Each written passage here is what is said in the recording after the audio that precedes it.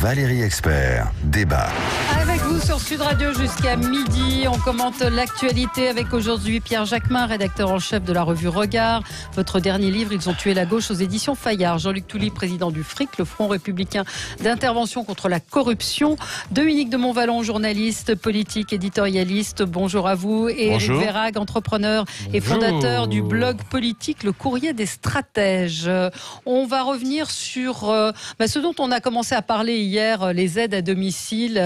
Donc les seniors sont-ils les vaches à lait du gouvernement ? Vous le savez, hier, Sibeth Ndiaye a confirmé la volonté du gouvernement de supprimer la réduction d'impôt pour les seniors de plus de 70 ans qui ne seraient pas handicapés ou en situation de précarité. Moi, on en a un petit peu parlé hier. Ce qui m'intéresse, c'est aussi l'aspect politique. C'est-à-dire pourquoi le gouvernement décide une fois de plus de s'en prendre aux seniors. On va parler de Greta Thunberg. Est-ce qu'on lui donne trop d'importance ? Qu'en pensez-vous ? Alors elle crispe. Soit on l'aime, soit on la déteste. Il y a pas, c'est pas tiède face à. Pardon ? J'ai changé de point de vue. Vous avez changé de point de vue ? Bon, vous étiez pour, vous êtes devenu contre ? J'étais contre. Maintenant. Voilà, sa prestation d'hier vous a ému, ça vous a empêché de dormir. C'est surtout les réactions de toute l'assistance qui m'a quand même touché. Depuis qu'elle est passée complètement à gauche officiellement, c'est normal qu'il y ait des évolutions personnelles qui sont spectaculaires et assumées. Vous lui avez volé sa jeunesse, on va la réentendre tout à l'heure. Et donc voilà, on va parler de ça et puis éventuellement de la PMA, l'Académie de médecine qui émet des réserves. On en a un petit peu parlé hier aussi. Je m'en excuse, un petit peu véhémente hier. Certains de mes amis me reprochaient. Sur Jean-François Mattei, c'est-à-dire que j'ai dit il n'a rien d'autre à faire, il ferait mieux de partir à la retraite. Donc on m'a dit que c'était du vieillisme. C'est pas tellement ça, c'est plus sur la personnalité, sur le personnage, voilà. Mais c'est vrai que j'ai attaqué le messager, comme me l'a dit fort justement Sophie de Menton après, et non pas le message. Il était rapporteur. Mais on aurait appris que Valérie, vous étiez pour la retraite à 60 ans, du coup. Absolument, absolument. Je suis totalement pour. Mais ce n'était pas du tout du vieillisme de ma part. Voilà, c'était. Voilà. Allez, on va commencer avec vos coups de gueule, vos coups de cœur. Éric, un coup de cœur ? Oui, moi j'ai un coup de cœur parce que je trouve très bien, et je ne me réjouis pas souvent du malheur des autres, mais j'avais été complètement écœuré par l'affaire Urvoas où on avait découvert que Jean-Jacques Urvoas, ministre de la Justice, qui était très donneur de leçons en plus, et très les libertés, les blablabla, le droit, l'état de droit. J'avais été écœuré de découvrir qu'il était intervenu dans une affaire pour tuyauter quelqu'un de l'opposition d'ailleurs, qui était Thierry Solaire, maire de Boulogne, les Républicains à l'époque, et qu'il avait violé le secret de l'instruction pour des copains. Ouais. Je trouve ça écœurant. Je trouve, Valérie... Vous êtes bien naïf, mon cher... Non, je ne suis pas naïf, je suis réaliste, mais je trouve bien qu'en effet, pendant des années, on a toujours dit « mais non, tout ça n'est pas pénalisable, tout ça n'est pas condamnable ». Et je trouve bien que, notamment sous la pression de la rue, on en vienne à dire qu'il faut faire le ménage parce que alors moi, à une époque, je me souviens que j'ai beaucoup hésité à publier des comptes rendus d'enquête, des PV d'audition que j'avais sur un personnage de l'État. On m'a dit, mais non, c'est une violation du secret de l'instruction, on n'a pas le droit et c'est directement à la tôle. Mais on découvre que quand on est ministre, on a le droit à ce genre de privilèges. Je trouve très bien qu'on se mette à pénaliser. Finalement, il y a un procès, il est présumé innocent, Mais je trouve très bien que ce genre d'affaires soit devant la Cour de justice. Mais pourquoi est-ce qu'on ne traduit pas devant les tribunaux tous les magistrats qui filent à la presse les procès-verbaux des auditions des uns et des autres ? Je pense que la justice de ce pays est partiale, je pense qu'elle est malade, et je pense qu'il faut la remettre dans le droit chemin, notamment en s'intéressant aux juges qui violent le secret de l'instruction, ce qui arrive très régulièrement, vous avez raison de le dire, et dans le droit privé et dans le droit public, puisque moi j'ai des preuves de violation de secret de l'instruction par le Conseil d'État, qui était un scandale et qui n'a jamais été pénalisé. Donc je trouve très bien qu'on se mette à sévir. Ce qui me gêne dans votre attaque, et encore une fois, je ne défends pas précisément Jean-Jacques Urvoas, que je ne connais pas, mais pour avoir lu un petit peu sur l'affaire, son avocat dit qu'il n'y avait pas de violation du secret de l'instruction, puisque c'était des documents administratifs qui ne contenaient aucune information. Donc le procès porte bien là-dessus, aucune information protégée par la loi. Donc là, on est en train de faire avant son procès, le procès de Jean-Jacques Urvoas, qui visiblement a été quelqu'un de ceux qu'ils connaissent plutôt de droit, si je peux m'exprimer ainsi. Oui, mais enfin, il y a quand même globalement au quotidien des magistrats qui violent. Mais attendons le procès. Parce que les documents administratifs sont couverts par le secret, ils ne sont pas communicables. Voilà. La loi dit qu'ils ne sont. La loi 78 indique que ces documents ne sont pas communicables. Et donc que le ministre de la Justice se mette à communiquer des documents non communicables, je vous assure Valérie que si vous, simple citoyenne, vous demandez communication de ces documents, on va vous dire ça n'est pas communicable, madame. À suivre, donc, présumé innocent, mais un procès pour déterminer effectivement s'il a commis une faute ou non. Donc on reviendra en parler. Pierre, c'est un coup de cœur pour un livre ? Oui, c'est un coup de cœur parce que c'est vrai qu'on oublie que les mots ont un sens et parfois l'actuelle majorité utilise des mots qui sont détournés. Et je pense au terme révolution, le livre d'Emmanuel Macron. Et j'ai lu ce week-end un très beau livre qui s'appelle « Ils étaient une fois les révolutions », écrit par l'historienne Mathilde Larère, où elle revient de manière très humoristique, très drôle et surtout très documentée sur l'histoire de nos révolutions et je trouve que c'est plutôt sain et plutôt bon de se réapproprier ce qu'est la révolution. Il faut redonner du sens à ce que c'est que la révolution et elle revient justement sur les héros, les héroïnes qui ont fait les révolutions d'hier et qui devraient, je pense, conduire à une réflexion sur ceux qui prétendent aujourd'hui incarner la révolution et ceux qui l'incarnent ne sont pas possiblement ceux qui font les révolutions. Et voilà, je disais que c'était drôle parce qu'on apprend notamment pourquoi on mange une tête de veau régulièrement les 21 janvier. Et il y a plein de petites choses comme ça assez drôles et anecdotiques qui sont sympas à lire et c'est à la fois pédagogique et drôle. Donc je le recommande vivement. Ça s'appelle « Il était une fois les révolutions » de Mathilde Larère, aux éditions du Détour. Signé d'une historienne de talent et de qualité. Tout à fait à l'extrême gauche. Tout à fait à l'extrême gauche. Il faut le dire. Ils ont les choses très tranquillement. Tout à fait de gauche. C'est pas un défaut. C'est pour la situer. C'est un peu facile. Je conteste l'idée qu'elle soit d'extrême gauche. Je pense qu'elle le conteste aussi. Elle est de gauche. Point. C'est selon. Personne n'est d'extrême. C'est le long d'où vous vous situez. C'est le long d'où vous vous situez. C'est une gauche un peu plus radicale, celle qui. D'accord. Donc elle est de gauche radicale. Gauche radicale, oui, si vous voulez. Dominique, un petit peu. Bon, je reviens sur l'histoire de la propreté à Paris. Juste pour dire que quand même Paris... Parce qu'il y a eu un sondage effectivement qui met la propreté en tête des préoccupations des Parisiens. Paris est quand même globalement, je ne vais pas faire dans le simplisme, mais quand même assez dégueulasse. C'est sale. Qui assure concrètement la gestion des déchets à Paris ? Je sais pas. C'est la ville de Paris. Il y a une partie qui est privatisée, il y a une partie qui est directement gérée par la ville de Paris. Mais c'est assez drôle parce que c'est vrai que cette polémique est intéressante. Moi, j'ai beaucoup souri lors de l'ouverture de la candidature de Cédric Villani, notamment quand il s'est déclaré candidat. À côté de lui, il y avait une personne dont j'ai oublié le nom, qui a été quand même, qui est donc un soutien de M. Villani, qui a été l'adjoint d'Anne Hidalgo en charge de la propreté à Paris. C'est quand même assez savoureux quand on sait que M. Villani veut faire de la priorité de son programme la question de la propreté. Après, ce qu'il faut quand même dire, je veux bien qu'on mette tout sur le dos d'Anne Hidalgo, mais quand même, sans doute ont-ils fait une erreur en privatisant une partie de la déchetterie parisienne, mais je pense quand même que ça a aussi à voir avec les pratiques quotidiennes des Parisiens, de ceux qui passent aussi à Paris. En comparant une capitale à d'autres et voisines, je ne pense pas qu'on sort gagnant. Non, je veux dire deux choses. La première, c'est que c'est très significatif de mon point de vue, de la part d'Anne Hidalgo. Elle, spontanément, quand on l'interroge là-dessus, elle met en cause la personnalité, le caractère, le mode de vie des Parisiens. Bon, je veux dire, il faut quand même assumer un peu, au moins une part de responsabilité, de sa propre responsabilité. Et la deuxième chose, c'est que l'un des défauts d'Anne Hidalgo, qui n'a, sous cet angle-là, pas été l'héritière ou pas entièrement l'héritière de Bertrand Delanoë, qui avait de grandes vertus, du moins à mes yeux, c'est qu'elle a été très idéologue. C'est-à-dire, elle change un peu depuis environ un an, à l'approche des élections municipales, mais c'est une idéologue. Sa pratique est... Donc, la vie quoitidienne, c'était pas des rats aux poubelles et à d'autres choses. Tiens, à propos des rats, j'ai appris quelque chose de génial. C'est que et maintenant on a construit, je les ai pas encore vus, mais c'est vrai, hein, c'est pas une blague. Des abris pour les rats. Des poubelles anti-rats. Je ne sais pas très bien comment elle fonctionne. Non, je ne blague pas. Hein. C'est le responsable de la propreté à Paris qui nous l'a annoncé. Et pourquoi ? Pour les protéger ? Protéger qui ? Les rats ou les... Non, c'est pour que les rats ne puissent pas rentrer dans les poubelles. Je me demande comment c'est fait. Mais on verra. Juste sur ce que vous disiez sur les Parisiens qui sont râleurs, les Français le disent aussi. Moi, je suis tombée sur un sondage incroyable. Ceux qui disent vivre dans le meilleur pays du monde sont les Américains, 37%. L'Arabie Saoudite, 33%. Les Indiens aussi, qui sont très très fiers de leur pays, 31%. Et la France, à votre avis, combien de Français disent qu'ils vivent dans le meilleur pays du monde ? 15%. 5%. 6%. 6%. On arrive derrière le Brésil, le Mexique, le Danemark, l'Italie, la Turquie, l'Indonésie, l'Égypte, le Canada, la Parce qu'on Chine. a soif d'idéal en France. Non, mais vous Donc, savez c'est quoi, qu'il y a- on est râleur il y a un ou on est- distinguo. Oui, d'abord, on est râleur, c'est historique et ça s'accentue. On n'est pas Mais que râleur, on a on n'est vraiment pas, soif non, on n'est d'idéal, pas, je on pense. n'est pas que râleur, on est aussi révolutionnaire à l'occasion. Absolument. Mais Dis autrement. il y a un distinguo. Si on demande aux Français, est-ce que dans votre vie personnelle, vous êtes heureux, vous avez l'impression même que les choses s'améliorent dans votre vie personnelle? Beaucoup d'entre eux, une majorité, disent oui. Et est-ce que vous avez l'impression qu'en France, les choses se dégradent? C'est oui, massif.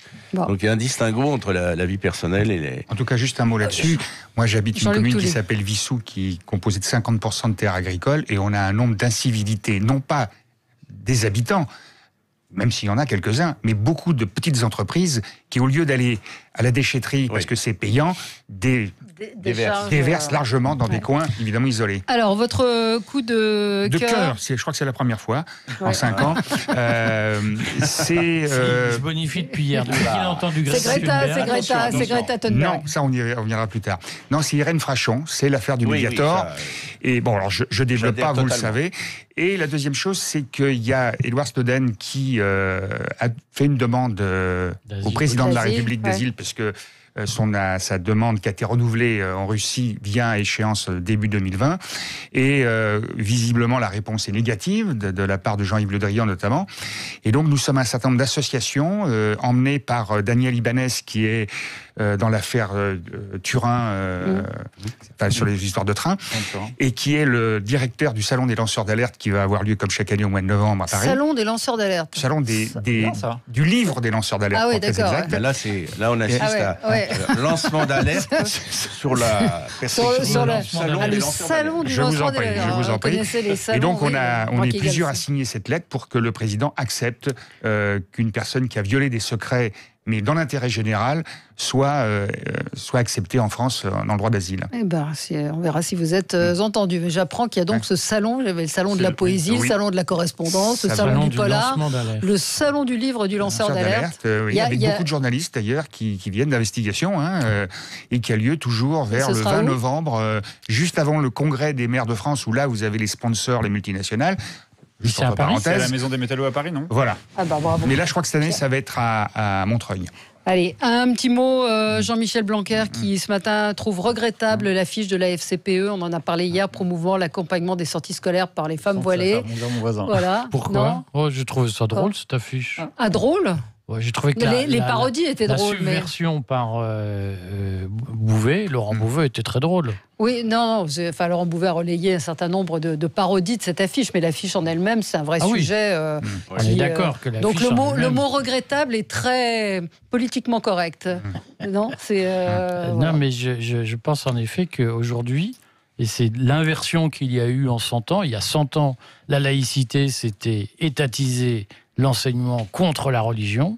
Et aujourd'hui, la laïcité, c'est faire entrer la religion dans l'enseignement, lui octroyant des zones d'expression. C'est très curieux, comme vous parliez d'évolution dans ce bouquin. Il y a une évolution de fond du mot de laïcité aujourd'hui, qui fait que des gens qui, il y a 100 ans, bouffaient du curé, aujourd'hui se montrent extrêmement tolérants vis-à-vis du retour de la religion dans l'espace éducatif. Allez, on ne va pas entamer le débat. Cédric vous dit le salon du délateur en novlangue à Montreuil. Voilà. Aide à domicile, retraite. Les seniors sont-ils les vaches à lait du gouvernement? On pensait que ça s'était arrangé entre les seniors, les retraités et le gouvernement. Visiblement, avec ce coup de rabot fiscal, ça risque de ne pas être tout à fait le cas. Les 0826 300 300, on en parle avec vous sur Sud Radio. À tout de suite. Avec vous sur Sud Radio jusqu'à midi, et pendant la pub, Pierre Jacquemin nous a informé de quelque chose qui moi m'avait échappé. Allez-y, puisque ça suscite le débat sur le plateau. C'est un sujet qui me tient à cœur parce que c'est le milieu de la presse, c'est le milieu de l'indépendance, c'est le milieu du pluralisme. Et c'est vrai que quand j'entends Jean-Luc Mélenchon éructer en permanence pour dire sa haine légitime des médias Et hier encore, ça on pense qu'on veut. Oui, c'est ce qu'il avait dit. Il avait dit oui, d'accord. Non, vous, légitime, c'est pas vous qui dites. Voilà. Mais c'est vrai que quand je l'ai entendu hier, il a fait un post sur son blog pour expliquer que les journalistes de quotidien ne seront plus jamais accrédités dans ces manifestations. On pense qu'on veut de quotidien, des méthodes qui ont été utilisées, de la désinformation parfois ou de la manipulation de l'information. Même à Marine Le Pen. Il y a un procès qu'on peut faire aux journalistes, mais c'est certainement pas un homme politique qui a vocation en plus à réinventer la démocratie avec une 6e République que de dire oui ou non, lui, il a le droit d'être journaliste ou pas un autre. Et ça, moi, j'avoue que ça me glace quand j'entends quelqu'un en plus pour qui j'ai eu des affinités politiques et pour qui je crois dans l'idéal révolutionnaire ou radical de gauche qu'il a pu incarner au moment de la présidentielle. Et ça me tétanise de voir que ce soit une personnalité comme ça qui le fasse. Et effectivement, j'ai fait un tweet pour dire que c'était pas possible d'en arriver là. Donc vous faites pourrir sur les réseaux sociaux. Je me fais pourrir sur les réseaux sociaux. Alors c'est douloureux de se faire pourrir. C'est pas très agréable, mais bon, je n'ai aucune gêne et je n'ai aucune honte. Alors vous recevez combien de tweets par jour? Voilà, j'en sais rien, mais là, ça mais c'est vrai que je crois que c'est le Rassemblement national qui interdisait également à quotidien de venir dans ces meetings. Il y a Cyril Eldin aussi à une époque qui était au niche. Maintenant, est-ce que les journalistes ont tous les droits? Est-ce qu'ils ont non, mais je suis d'accord avec vous, mais c'est vrai qu'il y a des méthodes parfois. On peut faire la critique des médias, mais la responsabilité d'un homme politique, c'est quand même toujours de privilégier le pluralisme, et quel que soit l'accord ou pas accord avec la méthode. C'est de la censure d'une certaine manière. C'est de la censure. Allez, on va passer à notre premier sujet. Donc, on en a parlé un petit peu hier. Coup de rabot fiscal pour récupérer 300 millions d'euros pour faire 300 millions d'euros d'économies. Le gouvernement a décidé donc de mettre fin à l'exonération des charges patronales pour les personnes âgées de plus de 70 ans qui emploient un salarié à domicile. Donc, ça concerne le ménage, le jardinage. Donc, c'est pas une question d'âge, c'est une question de justice sociale, affirme le ministère du Travail. Il faut réserver l'exonération de la cotisation employeur aux personnes dépendantes ou en situation de handicap. Donc on en a parlé un petit peu hier sur la forme, mais c'est vrai que politiquement, on pourra en reparler après sur vous, sur ce que ça implique pour les retraités, mais politiquement, je ne comprends pas que le gouvernement s'en prenne aux retraités. Moi, je pense qu'il faut présenter la mesure, à mon avis, de l'autre côté de la barrière. C'est-à-dire que certes, elle pénalise les personnes âgées qui bénéficiaient de cette exonération, mais elle va surtout pénaliser les salariés qui bénéficiaient et qui avaient un emploi. C'est ce que disait Sophie Menton hier exonération. Sur favoriser le travail au noir. Ce que je note, c'est qu'il y a une mesure à 1 milliard d'économies qui est prévue, enfin 2 mesures à 1 milliard d'économies prévues dans le budget 2020, c'est cette suppression des exonérations qui va toucher. Il va toucher qui ? Les personnes qui étaient souvent au chômage de longue durée et qui deviennent femmes de ménage, pour être clair et un peu direct auprès de personnes âgées qui ne sont pas dépendantes, mais qui en même temps ne peuvent plus complètement vivre toutes seules. C'est notamment le cas de la mamie au fin fond de la campagne qui n'a pas de voiture, qui ne peut pas aller chercher son pain, etc. C'est ces salariés-là qui vont douiller. Et parallèlement, le gouvernement a pris une mesure de réduction, pratiquement de suppression, des exonérations de cotisations sociales pour les micro-entrepreneurs, c'est-à-dire les auto-entrepreneurs. Parce que Bercy a dit il y en a trop. La mesure a trop bien marché. Et donc, comme il y a trop de micro-entrepreneurs qui se déclarent, on va couper le mouvement et on va leur demander de payer plein pot leur protection sociale, qui est souvent d'ailleurs totalement illusoire. Donc tout ça, ça fait 1 milliard. C'est qui les victimes de ça ? C'est en réalité les gens, c'est les petites gens, comme on dit, c'est-à-dire les gens qui sont souvent sortis du circuit du travail et qui se refont en faisant des petits boulots ou des boulots pas gratifiants, dont en réalité personne ne veut, ou en tout cas par lesquels personne se bat, et qui n'ont pas forcément d'alternative. Et ces gens-là, on va les condamner soit à travailler au noir et sans protection, soit à retourner au chômage. Et cette mesure-là, en réalité, on voit bien que Bercy, c'est, je vais reprendre les termes d'Emmanuel Macron. C'est la révolution, c'est la réaction bourgeoise. C'est Bercy, forteresse des élites, qui dit, mais tous ces petits gens qui sont du ferment de gilets jaunes, on va les sanctionner et on va leur demander de payer plein pot. Ça fait 1 milliard de pouvoir d'achat repris sur les petites gens. Comment on peut comprendre ça ?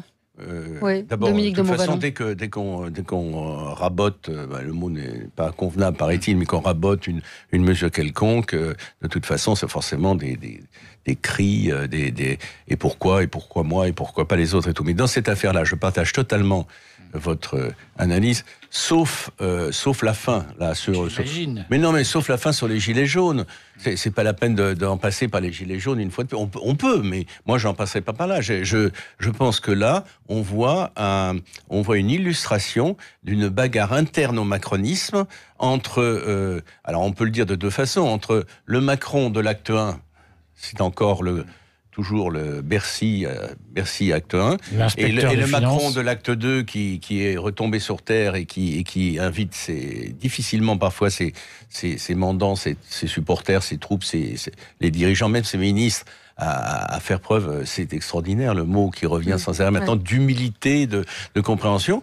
Et puis, c'est au-delà du macronisme, c'est effectivement, enfin c'est de mon point de vue, un grand combat idéologique et culturel entre les premiers de cordée et au-delà toute la France d'en haut, qui s'intègre dans la mondialisation qu'a un cas relativement bien, il trouve sa place, etc. Et puis de l'autre côté, ceux qui n'en sont pas. Et la clé de la situation d'aujourd'hui, j'arrête, mais la clé de la situation d'aujourd'hui, c'est que ce qu'il est convenu d'appeler les classes moyennes, ce que Giscard, en tout autre temps, baptisait le groupe central, peu importe, les classes moyennes étaient le pivot de la République, et une bonne partie des classes moyennes se demandent, désemparées par la situation qu'on leur fait, se demandent si c'est pas si elles ne sont pas abandonnées, zappées, et si elles ne doivent pas regarder du côté des populistes et tout. Maintenant, comment comprendre? Absolument. Je vous repose la question. On va y répondre avec vous sur Sud Radio 0826 300 300. Comment comprendre politiquement? Est-ce que c'est pas une erreur politique? On voit que cette mesure, depuis hier, la grogne est en train de monter. L'incompréhension, surtout l'incompréhension pour récréer 300 millions d'économies. C'est distiller des petites mesures. Tous les 2 jours, on n'y comprend rien. Enfin, le citoyen lambda n'y comprend rien. Tout de suite, on est ensemble sur Sud Radio jusqu'à midi. Débat. Avec vous sur Sud Radio, on parle donc de ce coup de rabot fiscal qui passe mal chez les seniors. Donc le gouvernement prévoit de supprimer l'exonération des charges patronales pour les personnes âgées de plus de 70 ans qui emploient les salariés à domicile pour le ménage, le jardinage par exemple. On en parle avec vous et avec Gérard. Bonjour Gérard. Gérard, vous êtes là? Oui, bonjour. Je trouve cela lamentable. Oui. C'est vraiment petit. Est-ce que la retraite de M. Delevoye fait partie des économies que l'on doit faire? 72 ans. Ouais. 72 ans. Vous comprenez? On va vous accuser de faire du vieillisme. Voilà. Non, mais il cumule pension de retraite en partie et sa rémunération de... Ils sont nombreux comme ça. Et puis alors, il y a une chose qu'on parle des retraités qui coûtent très très cher. Mais est-ce que l'on évoque aussi le problème des successions? Combien l'État récupère par les successions des gens qui viennent à décéder et où l'État récupère plein d'argent? On n'en parle pas de ça. Quel est ce budget-là qui est dissimulé? Je ne sais plus quoi faire. Franchement, j'aurais pas des petits-enfants, je partirais en Suisse ou au Portugal. Vous avez les moyens pour aller en Suisse. Vous employez... Non, mais au Portugal. Vous employez, vous, quelqu'un pour faire votre jardin? Non, mais par contre, j'ai une dame qui est juste à côté de chez moi, là, qui est à 20 mètres de chez moi, qui utilise, qui emploie une personne, et je pense que malheureusement, elle va être on a une maison de retraite qui est à 50 mètres de chez nous, donc elle est en face de chez elle. Elle ne peut pas y aller, donc elle y va que de temps en temps. Le coût est faramineux. Et enfin, en Belgique, il paraît que les maisons de retraite sont 30% moins chères.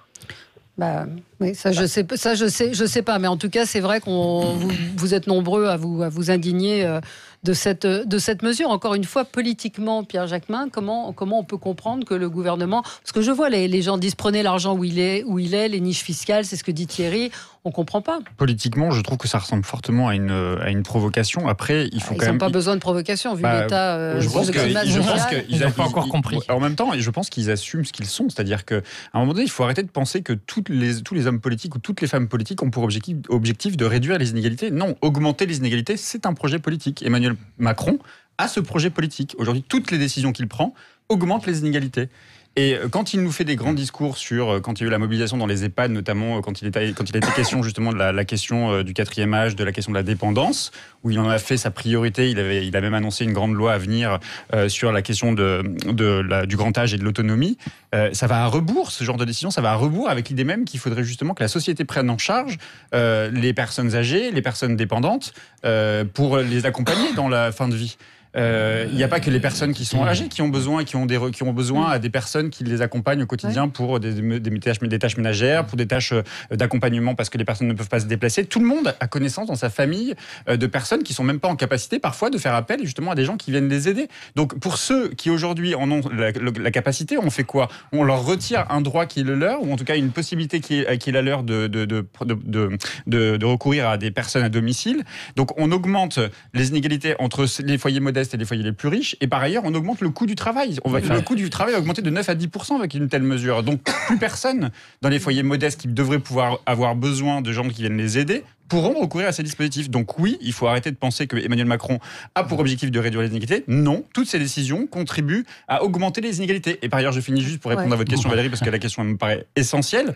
Pourquoi ils prennent une telle décision? Mais parce que ce sont des mathématiciens, ce sont ils ont des tableaux Excel dans la tête, ils ont un budget en face d'eux, ils se disent ah ben tiens, les dépenses sont plus importantes que les ressources. Ah ben qu'est-ce qu'on va faire? On va pas du tout investir.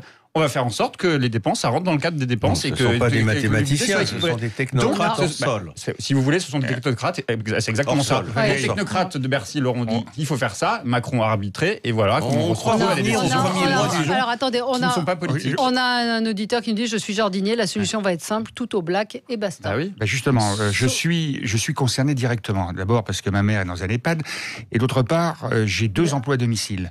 Je suis retraité depuis 2 ans, à peu près à 2500 €. Vous voyez, la question se pose, c'est qu'il y en a au moins un des deux que je ne vais pas pouvoir garder. J'ai été président des Prud'hommes, il est hors de question que je travaille au noir, bien évidemment. Donc effectivement, je suis un nanti. Vous voyez ? Et donc, des gens qui gagnent 2500 € de retraite après 44 ans de travail, c'est pas quelque chose, je suis pas un riche, si vous voulez. Donc, vous voyez, ça touche pas. Et il y a des gens beaucoup plus malheureux que moi. Oui, il y a beaucoup de retraites donc qui c'est sont quand même moindres. Scandaleux de retirer ça. Et pourtant, je dis, il faut faire aussi le ménage dans les niches fiscales. Mais là, on se trompe complètement. Alors, ce que vous dites, est-ce que c'est cohérent ou incohérent par rapport à sa politique? Moi, j'aurais tendance à dire, effectivement, c'est complètement incohérent, mais il peut pas. Et c'est un homme très intelligent quand même. Il peut pas se tromper. Mais il n'est pas au courant. Donc, c'est Darmanin qui a validé ça dans son coin et il n'a pas demandé l'avis du président de la République. Alors, ballon d'essai ou plus que ça? On verra si c'est un ballon. Revenir là-dessus, on mais va ça voir. rappelle les débuts du quinquennat. C'est assez on essaye, on lance. Hallucinatoire. Allez, on va changer de sujet. On va parler de Greta Thunberg. Juste quand même rappeler que le gouvernement fait un geste pour tout le monde, puisque la redevance télé va baisser d'1 €. 1 €. 1 €. Ceux qui vous suivent voient le très léger sourire le vôtre donner quand même, c'est une contrepartie énorme.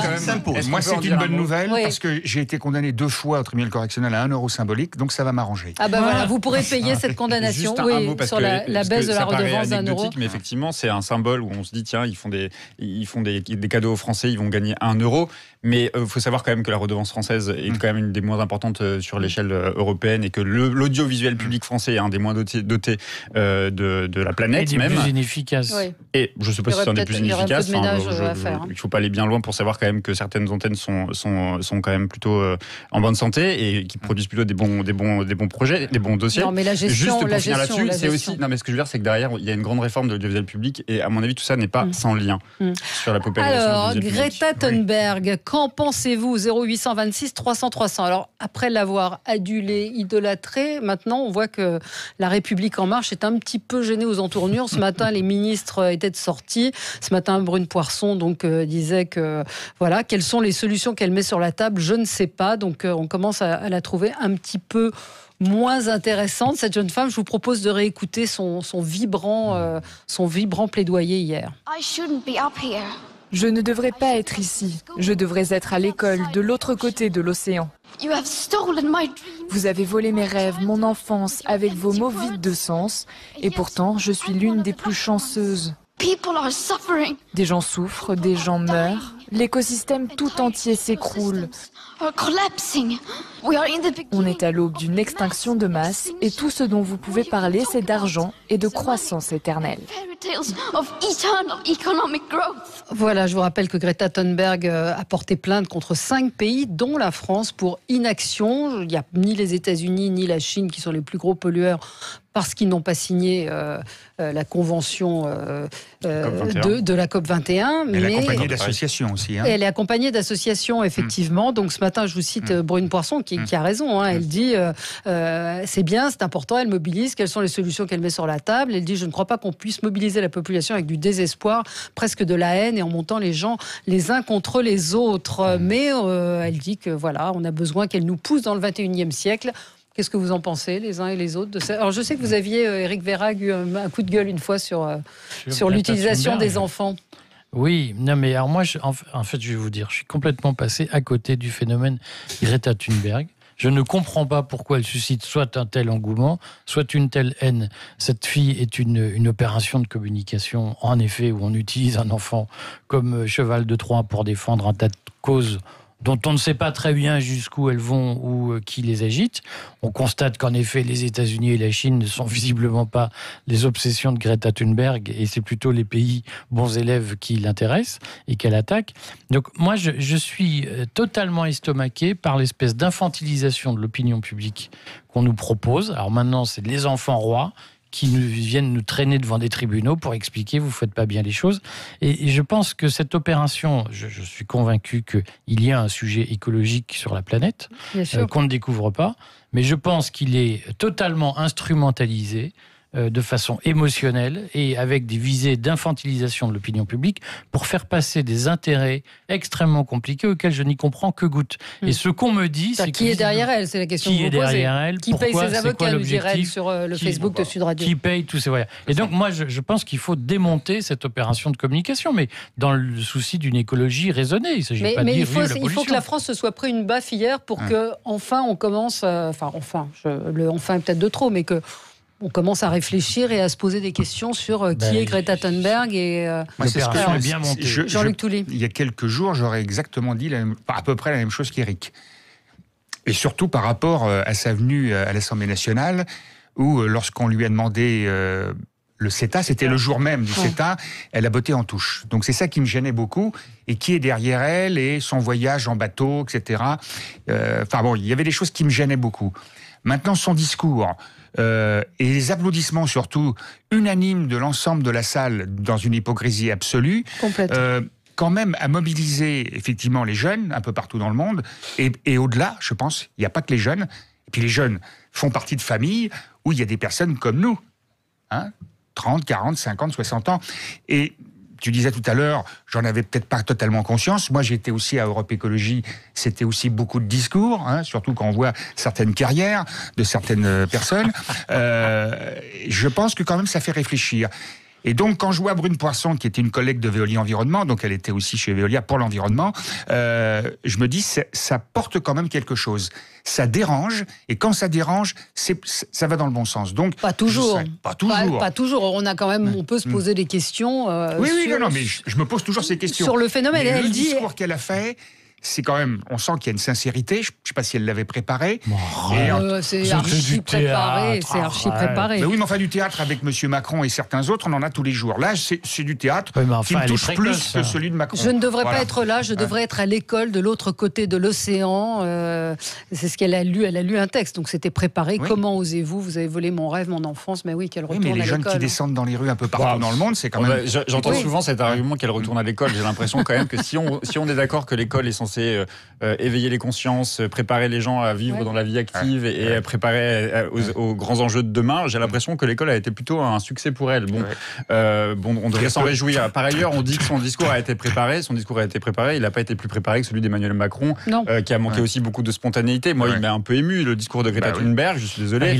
Elle est une lanceuse d'alerte, elle est sans doute épaulée par des gens. Elle porte plainte contre la France. Et pourquoi contre la France? Des pays dont on surprenant, et pas la Chine et d'autres, parce que la France est signataire des droits de l'homme, des droits de l'enfant, Comité des droits de l'enfant. Voilà, exactement. Et donc c'est à ce titre-là, et c'est aussi à ce titre-là qu'elle est soutenue par des associations comme l'UNICEF. Mais c'est pas une immense hypocrisie quand même? C'est pas une hypocrisie. Regardez la pétition, une des plus grosses pétitions de l'histoire de France aujourd'hui, c'est justement la plainte qui a été déposée par 4 ONG pour inaction climatique de ce gouvernement. Le gouvernement actuel est poursuivi par 4 ONG pour inaction climatique. Donc de plus en plus, on va vers des procédures... C'est plus facile de s'attaquer à la France qu'à la Chine aussi, non? Ou aux États-Unis. Parce que la France est signataire. Parce que les procédures, notamment de la Convention nationale des droits de l'enfant, permettent aux enfants de se saisir de cette instance pour pouvoir porter plainte contre des autorités sur les bons administratives. élèves, mais c'est et pas on fout la paix aux mauvais. Non, les bons élèves d'abord, je sais pas. On a signé une charte. Non, mais sans doute la Chine est très en retard, mais vous lisez aussi tous les experts vous expliquent que la Chine commence quand même déjà son activité anti-nucléaire, fait le nécessaire pour réduire les émissions de gaz à effet de serre. Et c'est vrai que les résultats ne produit pas de gaz à effet de serre. Ils partent de très très loin, non, c'est deux choses différentes, mais ce que je veux dire, c'est qu'ils font des efforts pour justement lutter contre le réchauffement climatique et que les résultats sont hallucinant parce qu'ils partent de très très loin, mais c'est vrai qu'en Chine, les résultats sont assez impressionnants. Et encore une fois, toutes les révolutions ont besoin de figures, ont besoin d'être incarnées. Et là, si cette révolution climatique doit être incarnée par une jeune fille comme Greta Thunberg, tant mieux, parce que les jeunes s'identifient à elle, parce qu'elle a été mobilisatrice sur bien des manifestations de jeunes de partout dans le monde, 1 million de manifestants, et notamment des lycéens, des collégiens à New York, idem dans les rues d'Allemagne. Non, tout ça est très positif. Après, il faut évidemment être prudent, tout ce qu'on veut, et Emmanuel Macron n'a pas à donner, en tout cas, des leçons à Greta Thunberg, de la même manière peut-être que... il a le droit de lui répondre, il a le droit de lui répondre et pas de se laisser insulter. Il devrait répondre aux incohérences de sa politique. C'est lui qui donne des leçons. Attendez, quand il nous explique que c'est vachement bien, c'est super bien, il donne une interview, il dit que c'est vachement bien que les jeunes se mobilisent parce qu'il faut nous bousculer dans nos politiques, et puis que le lendemain il nous explique que c'est bien que les jeunes, ce serait bien que les jeunes aillent en Pologne. Non mais le mépris affiché. Il faut arrêter de dire que les jeunes ne pensent pas à la politique, ne sont plus des jeunes citoyens et qu'ils ont arrêté de penser changer la vie de demain. C'est pas tout à fait ce qu'il dit, mais quand ils s'en mêlent et qu'on leur dise rentrer à l'école, non. Et j'étais agréablement surpris, juste un petit mot, dans l'émission C'est Politique du dimanche soir sur France 5, où il y avait le directeur général de Greenpeace et Jérôme Rodriguez, qui, en fin de compte, partagent les mêmes points de vue. Quelque part. C'est une grande information. Je dis pas que c'est une convergence. Si Jérôme Rodriguez s'engage à son tour derrière la jeune femme dont on parle... Il connaît bien les gaz, les effets du gaz. Allez, on se retrouve dans un instant. On aura Sébastien avec nous sur Sud Radio, 0826 300 300. Et Claudine nous dit non, les jeunes qui réfléchissent ne sont pas derrière Greta, ils ont compris la manipulation de masse. A tout de suite si ça vous fait réagir sur Sud Radio, sur le Facebook également. Débat. Avec vous, on est ensemble sur Sud Radio pour commenter l'actualité jusqu'à midi. Vous retrouverez ensuite André Berkoff. Nous parlons de Greta Thunberg et de son intervention hier à l'ONU, de la réaction également du président de la République, Emmanuel Macron, qui lui a répondu un petit peu sèchement. On va en parler avec vous, 0826 300 300. Sébastien est en ligne avec nous, bonjour. Bonjour Valérie, bonjour à tous, bonjour. Vous allez bien? Très bien, et vous? Toujours, moi toujours. Toujours, tant mieux, faut être positif. Vous nous appelez d'où, Sébastien? Alors, moi j'habite dans le 91 à Étampes. D'accord, et donc vous vouliez réagir à ce qu'on était en train de dire à propos de Greta Thunberg. Est-ce que vous lui accordez du crédit? Vous avez été ému par son discours ou est-ce qu'elle vous agace? Oui, déjà un petit mot pour les retraités là qui ont voté en majorité pour Macron. Je dis c'est bien fait. Maintenant que vous avez voté pour lui, souffrez. Voilà, petite intermède. Maintenant, je vais parler de Greta. Moi, j'accepte son message. Ouais. Son message est beau pour la planète. C'est vrai qu'on est en plein désarroi écologique, mais je refuse totalement sa plainte.